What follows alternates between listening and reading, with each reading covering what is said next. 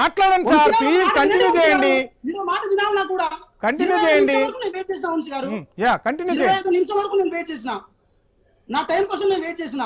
వాళ్ళు ఎన్ని విమర్శలు చేసినా నేను మాట్లాడినా. సార్ మీ టైమే కిల్ అవుతుంది, ప్లీజ్ సబ్జెక్ట్ కి రండి. సబ్జెక్ట్ కి రండి. నేనేమంటున్నా ఒకటి నేనేమంటున్నా సింగరేణి విషయంలో గానీ మెట్రో విషయంలో గానీ ఏదో కాకి లెక్కలు చెప్తే కాదు వంశీ గారు. ఏదైనా ఆధారాలతో చెప్పాల్సిన అవసరం ఉంది. ఇంటర్ప్రిట్ చేసుకుంటూ అక్షరాలను ఏదో కొత్త అర్థాలు ఇచ్చుకుంటూ చేస్తే కాదు. మేమేమంటున్నాము, మెట్రో విషయంలో ఏదో రేవంత్ రెడ్డి గారికో లేకపోతే మా కాంగ్రెస్ పార్టీకో మా ప్రయోజనాల కోసం ఏది పరితపించాల్సిన అవసరం లేదు. ఈ తెలంగాణ రాష్ట్రంలో మెట్రోని స్టార్ట్ చేసి ఈరోజు మెట్రో ద్వారా చాలా మంది అనేక మంది ఐటీ ఎంప్లాయీస్ ని కానీ అనేక మంది ఎంప్లాయీస్ ని కానీ ఒక దారి తీర్చడంలో కాంగ్రెస్ పార్టీ కృషి ఉంది. అది ఫేజ్ 1 లో. ఫేజ్ 1 ఈ రోజు స్వీకరించినాం.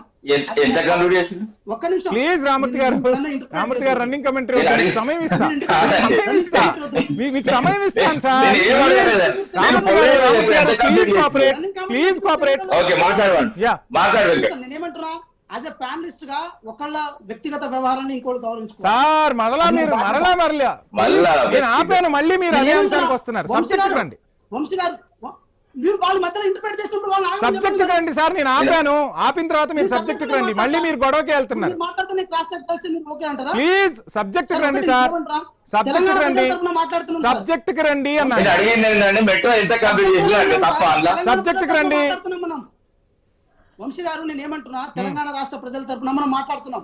నేను ఏం సబ్జెక్ట్ మాట్లాడుతున్నా, ఈ రాష్ట్రంలో ఉన్న మెట్రోని స్వాధీనం చేసుకోవడం కోసం ఎల్ఎన్టీకి ఇవ్వాల్సిన పైసలని తక్కువ మిత్తితో తెచ్చి మరీ ఇచ్చే క్రమంలో కిషన్ రెడ్డి గారు ఆ డిస్బర్స్మెంట్ అయ్యే టైంలో ఏదైతే ఆ సంస్థ ఏదైతే ఉందో రైల్వే సంస్థ, బ్యాంకింగ్ ఇచ్చే సంస్థ, దాన్ని మధ్యలో ఆపి ఈరోజు ఏది అశ్విని వైష్ణవ్ గారి దగ్గర ఏదో చేసి అట్లా చేశారు. అది చేయొద్దని చెప్పి ఈరోజు గౌరవ ముఖ్యమంత్రి గారు సచివాలయం సాక్షిగా ప్రెస్ మీట్ పెట్టి మరీ చెప్పి ప్రయత్నం చేశారు. అది నిజమా కాదా, మెట్రో విషయంలో మేము కోఆపరేటివ్ గా ఉన్నామా లేదా అని చెప్పి ఈరోజు కిషన్ రెడ్డి గారు బహిరంగంగా వచ్చి మాట్లాడే అవసరం ఉంది. వైజాగ్ లో జరిగే మెట్రోకి మీ కోఆపరేషన్ ఉంటుంది, అహ్మదాబాద్ లో జరిగే మెట్రోకి మీ కోఆపరేషన్ ఉంటుంది, ఉత్తరప్రదేశ్ లో ఏదైనా మెట్రో కొత్తగా స్టార్ట్ చేసి మీ కోఆపరేషన్ ఉంటుంది. అదే కోఆపరేషన్ 2 కేంద్ర మంత్రులుగా, అదే విధంగా 8 మంది ఎంపీలుగా మీరు ఉన్నారు కాబట్టి మాకు కావాలని మేము అడుగుతున్నాం, మాకు చేయాలని మేము అడుగుతున్నాం. గతంలో మీ కాంట్రిబ్యూషన్ లేదు, ఇప్పటికైనా మీ కాంట్రిబ్యూషన్ ఇవ్వండి. కనీసం ఆ మెట్రో ఫేజ్ 2కి ఆ ఎన్ఓసీ అయినా ఇప్పించే ప్రయత్నం చేయండి, దాన్ని మేమైనా స్టార్ట్ చేసుకుంటాం అని చెప్పి అడుగుతున్నాం, బతిమలాడుతున్నాం. తప్పేముంది ఆ విషయంలో? సో ఈ విషయాన్ని ఈరోజు ప్రస్తావించినాము, ఈ విషయాన్ని మాత్రమే చెప్పగలిగినాము. అంతే తప్ప ఏదో రాజకీయంగా వారి మీద మేము పెట్టకాలి మీద ప్రయత్నం చేయలేదు. అదేవిధంగా ఇందాక మీకు సింగరేణి ఆ బొగ్గు విషయంలో కూడా మీరు మాట్లాడుతున్నారు. నేను ఒకటే చెప్తున్నాను, హరీష్ రావు గారికి ఆ సింగరేణిలో ఏదైనా లోపాలు జరిగినట్టు కనుక అనిపిస్తే as a deputy floor leader గా he has authority to ask. మీరు అడగండి, తప్పులేదు. కానీ మా గౌరవ డిప్యూటీ సీఎం గారు కూడా అదే విషయాన్ని ఆన్సర్ చేసే ప్రయత్నం ఆన్సర్ చేశారు.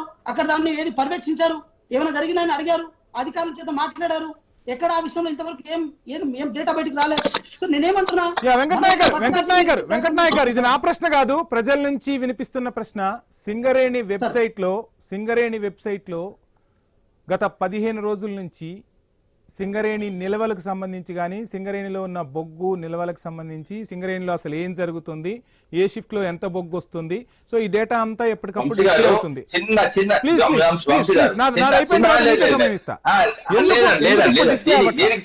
దీనికి కొంచెం అటాచ్మెంట్ ఎందుకంటే మట్టి కుప్పలు ఉండే, వారం రోజుల కింద మట్టి కుప్పలు ఉండే, వారం తర్వాత ఆ మట్టి కుప్పల నుంచి వెళ్ళి బొగ్గు చుట్టూ నేర్పి దీన్ని ఫిజికల్ గా చూపించడానికి ప్రయత్నం చేసిన వీడియో ఫుటేజ్ అదే విధంగా 3 రోజుల కింద 3 రోజుల తర్వాత కూడా మా దగ్గర క్లియర్ గా ఉంది. దాన్ని ప్లేన్ చేయమంటున్నాను నేను. మళ్ళీ మీ దగ్గర కూడా ఉంటుంది. మాట్లాడదాం, ఈ అంశం గురించే మాట్లాడదాం. మీకే సమయం ఇస్తాను. షార్ట్ బ్రేక్ తీసుకుందాం. Stay tune.